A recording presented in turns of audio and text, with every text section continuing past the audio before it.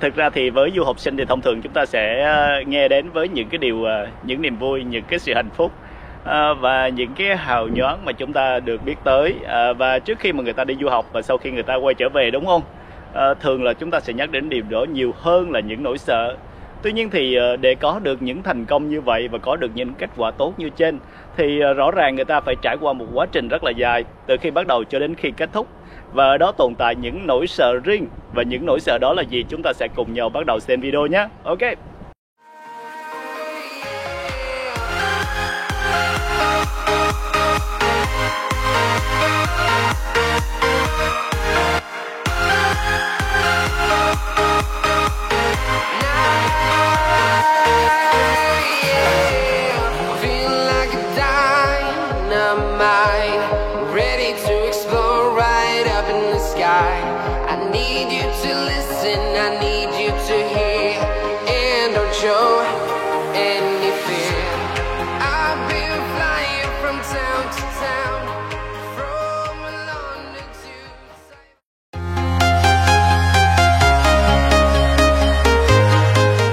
Ngày hôm nay thì mình sẽ chia sẻ cho các bạn hai cái vấn đề mà mình nghĩ nó có thể là nỗi sợ trong tương lai của các bạn nếu như các bạn đi du học ở một đất nước nào đó.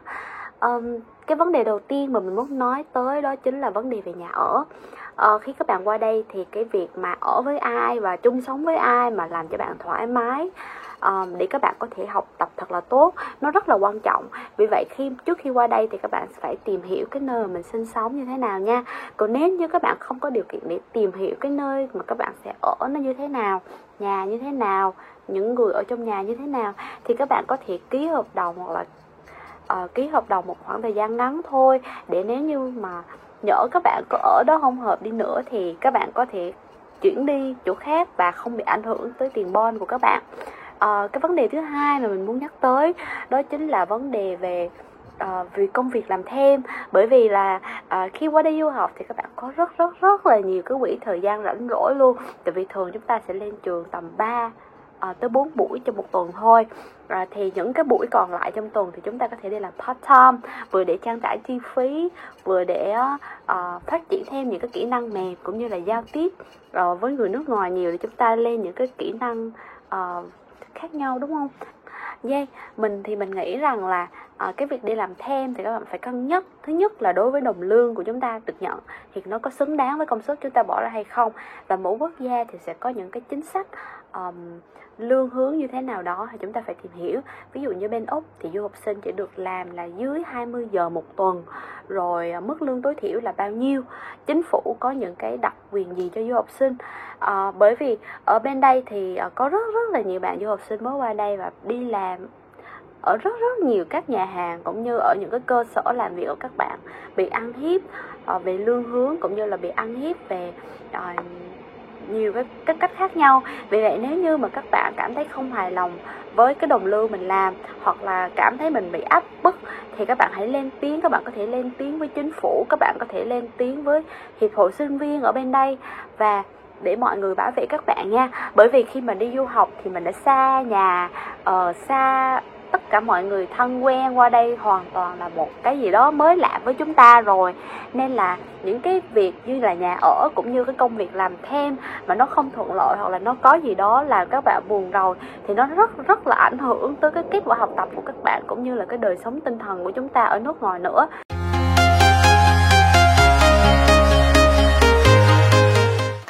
Hôm nay mình sẽ giới thiệu cho các bạn điều mà mình rất là lúng túng khi lần đầu tiên mình đặt chân đến Seoul, đó chính là giao thông công cộng. Vì sao lại như vậy? Bởi vì khi ở Việt Nam mình hầu như chỉ sử dụng xe máy, nên khi sang đây mình không biết cách đi xe buýt hay là đi tàu điện ngầm như thế nào, mình đã rất là lúng túng. Và sau khi mà mình đã biết cách đi như thế nào rồi thì mình vẫn bị đi nhầm vài lần, thì sau đó mình mới quen dần. Vì vậy đó chính là lý do vì sao mình muốn giới thiệu cho các bạn cách sử dụng giao thông công cộng ở Hàn Quốc. Chắc hẳn mọi người đều đã biết Seoul là một trong số những nơi có cơ sở giao thông hạ tầng hiện đại. Ở đây phần lớn người dân đều sử dụng phương tiện công cộng bởi vì nhanh, rẻ và chi phí thấp. Để sử dụng phương tiện giao thông công cộng ở Hàn Quốc một cách dễ dàng, đầu tiên các bạn phải tải những app này. Ở Hàn Quốc người ta sử dụng Kakao Map hoặc là Naver Map nhiều hơn là sử dụng Google. và cũng có Kakao Metro để xem được các cách để đi tàu điện ngầm như thế nào, các line tàu, và Kakao Bus để xem được các tuyến bus. Và điều thứ hai đó chính là thẻ giao thông. Các bạn có thể mua thẻ giao thông này ở bất kỳ cửa hàng tiện lợi nào, và sau đó mình nạp tiền vào đây để khi nào mình lên tàu thì mình có thể tích thẻ.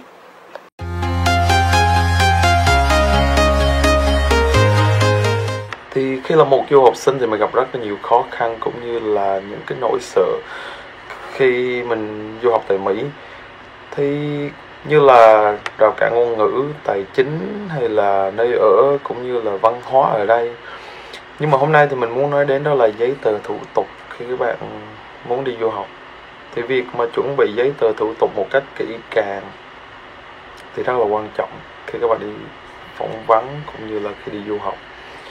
Khi các bạn nộp giấy tờ thủ tục đi phỏng vấn thì những người phỏng vấn hay là những người mà thu nhận hồ sơ của bạn thì đã đọc hồ sơ của bạn rất là kỹ.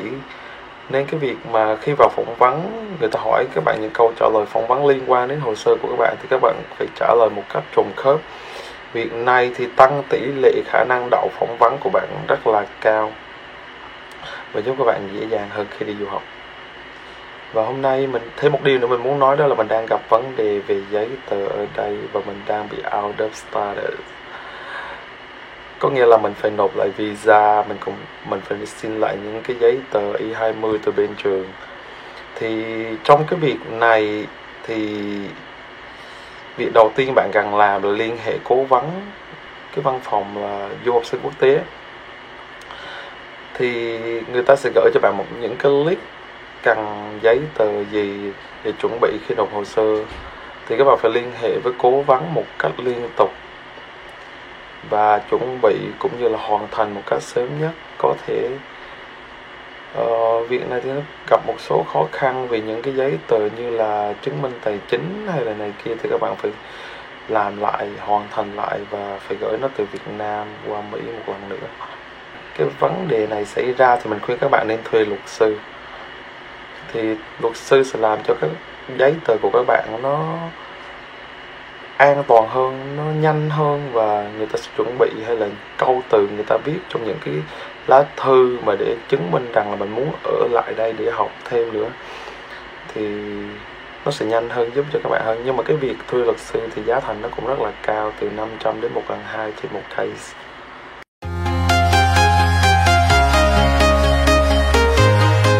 Sau đây mình xin nói cho các bạn một trong những cái nỗi sợ khi mà đi du học ở nước ngoài, đó là cái yếu tố rào cản ngôn ngữ. Thì như các bạn đã biết, khi mà chúng ta đi du học ở nước ngoài thì cần phải trang bị cho mình một cái ngôn ngữ rất là chu đáo và chắc chắn. Thì tuy nhiên khi mà các bạn sang đây thì chúng ta cần phải mất một vài tuần, một tháng hoặc là vài tháng để làm quen với cái ngôn ngữ. Thì vậy tại sao như vậy?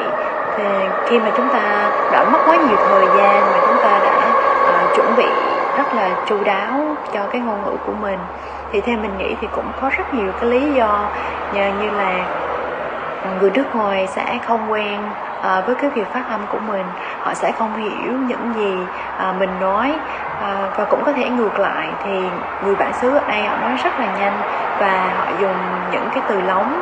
Thì vậy làm sao chúng ta có thể cải thiện được cái ngôn ngữ của mình? Và để không mất rất nhiều thời gian thì chúng ta cần phải giao tiếp nhiều hơn với người bản xứ, hoặc là khi ở trên trường làm việc nhóm thì chúng ta cần phải phát huy cái ngôn ngữ của mình. Hoặc là một cách khác nữa là chúng ta đăng ký tham gia các câu lạc bộ để tham gia và phát triển cái việc giao tiếp của mình. Thì đó là cái cách mà mình cải thiện ngôn ngữ ở bên này.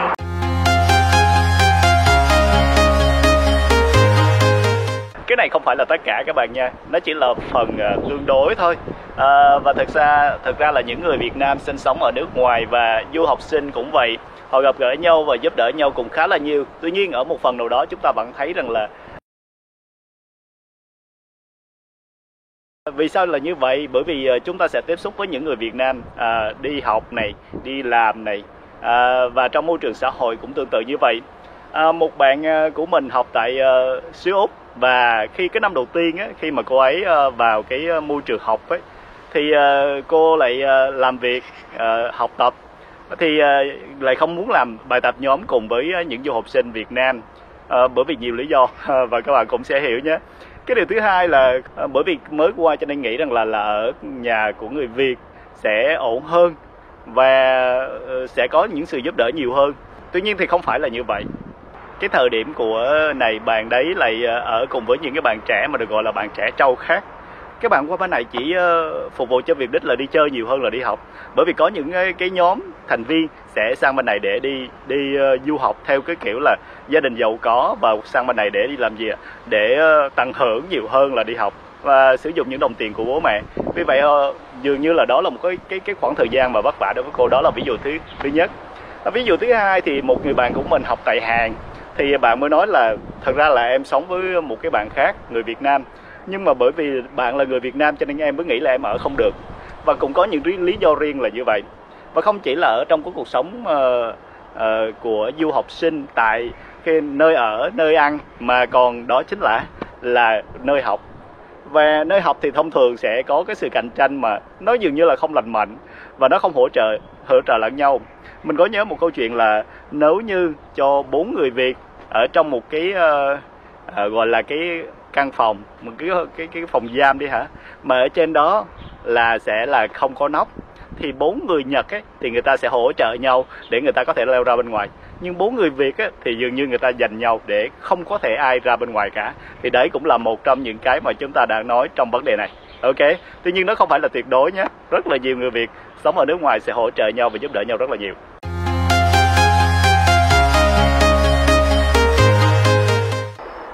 Mình không biết các bạn du học sinh khác thì thế nào, nhưng mà đối với riêng mình thì mình sợ nhất là cái tiếng chuông báo thức vào buổi sáng.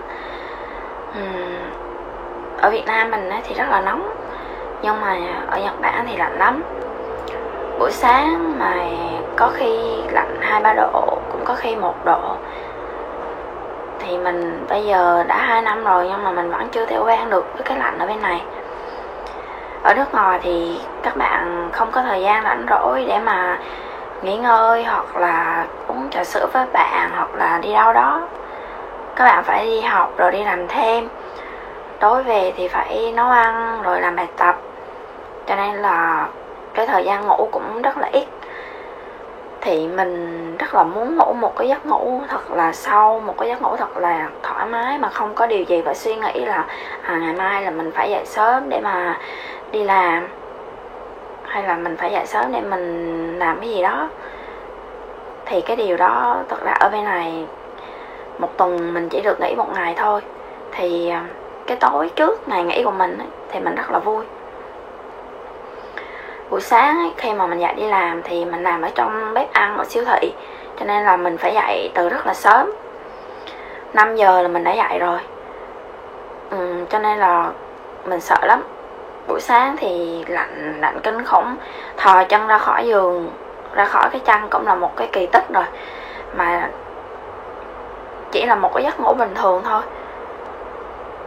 Nhưng mà sau bên này thì mình mới cảm thấy thật sự nó rất là quý.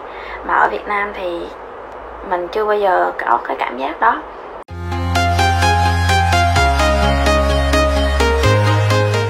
Với các bạn, những cái nỗi sợ của du học sinh thì các bạn có thể thấy là nỗi sợ du học sinh có thể làm sợ về rào cản ngôn ngữ, sợ về phân biệt chủng tộc, sợ về áp lực học tập.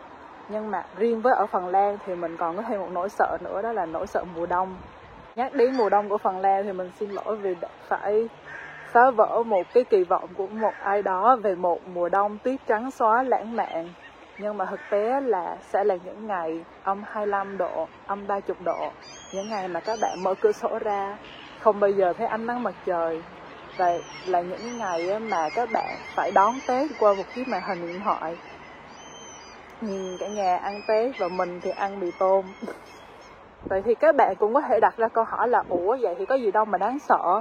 Đâu phải là mình đi tới du học xong rồi trời tự nhiên nó lạnh, rồi mặt trời tự nhiên nó không lên đâu. Nhưng mà thực tế đáng buồn là mùa đông cũng là cái thời điểm mà du học sinh dễ trầm cảm nhất. thì mình sẽ không đào sâu vào việc trầm cảm hay là những nỗi sợ, mà mình muốn đem đến tại clip này những cái giải pháp để các bạn có một cái mùa đông ấm áp hơn. Thứ nhất là các bạn hãy cung cấp đủ vitamin cho bản thân, vitamin C, vitamin D. Tại vì khi mà thiếu mặt trời á, thì cơ thể chúng ta bỗng dưng mệt mỏi, uể oải và không có năng lượng. Thì đây là lúc chúng ta cần bổ sung nhiều loại vitamin để bù đắp lại những cái thiếu hụt đó, để chúng ta có thể học tập tốt hơn và có một đời sống lành mạnh hơn. Và thứ hai là hãy chăm chỉ hoạt động một chút. Các bạn có thể tập yoga trong nhà, các bạn có thể đi đến phòng tập gym, hoặc là tìm bất cứ một cái bài tập thể thao nào đó phù hợp với các bạn. Đừng có nằm ù lì mãi trong nhà, tại vì mình biết là mùa đông xong trời lạnh là chỉ có muốn nằm trên giường đắp chăn và đi ngủ thôi. Nhưng mà điều đó sẽ khiến bạn có quá nhiều thời gian rảnh và bắt đầu suy nghĩ tiêu cực, cho nên là không nên chút nào hết. Và điều thứ ba đó là đừng ngại những buổi tiệc cuối tuần với bạn bè. Mình biết là nhiều bạn có suy nghĩ tiêu cực là ba mẹ cho tiền mình qua đây ăn học, xong rồi sao mình chơi được.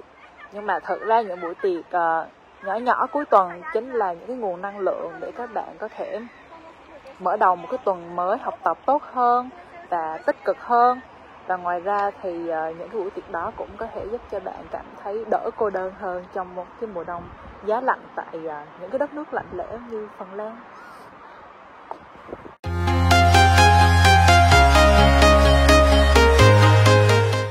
Có rất là nhiều khó khăn, nhưng mà cái khó khăn mà mình nghĩ là mình e ngại nhất, và những người bạn của mình e ngại nhất, đó chính là về y tế.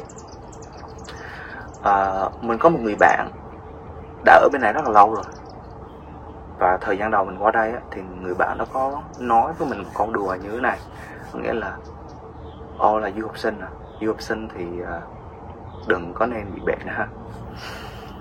Thì mình hiểu cái vấn đề đó là một câu đùa, nhưng mà cái câu đùa đó nó phản ánh một thực tế.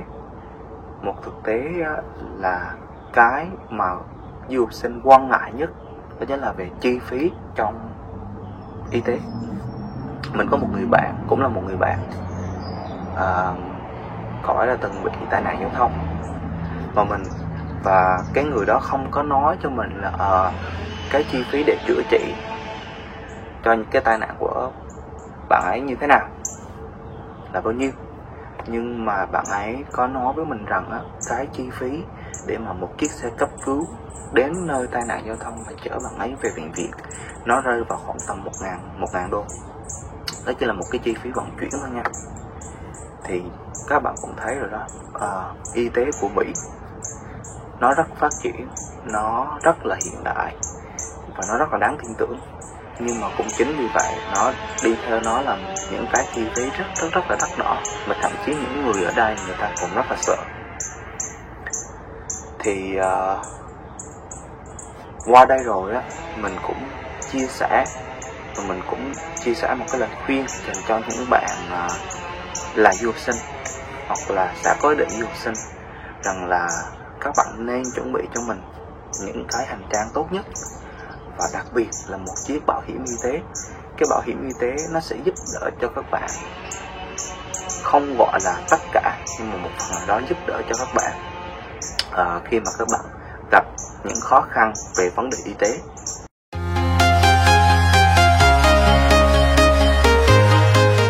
Và một nỗi sợ nữa mà chắc là nhiều du học sinh sẽ có, đó chính là nỗi sợ thất bại.